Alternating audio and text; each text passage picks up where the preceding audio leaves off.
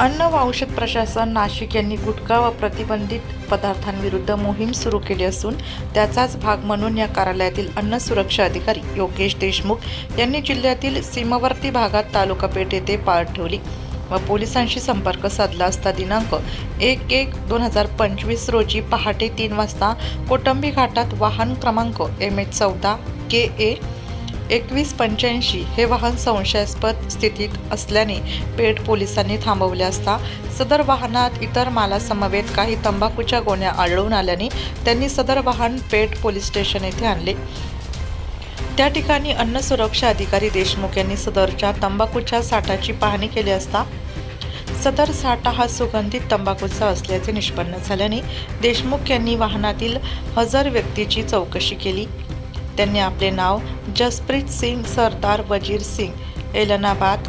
जिल्हा सिरसा हरियाणा असे सांगितले। त्यानंतर सदर व्यक्तीकडून देशमुख यांनी पाहणी केली असता त्यामध्ये सुगंधित तंबाखूच्या 13 गोण्या व 500 ग्राम वजनाचे 80 पाकिटे असे एकूण किंमत रुपये 4,87,500 इतका साठा असल्याचे आढळले। त्या साठ्यातून देशमुख यांनी सुगंधित तंबाखूचे 2 नमुने घेऊन व शिल्लक साठा वाहनासह एकूण किंमत 15,84,750 इतका ताब्यात घेतला आहे।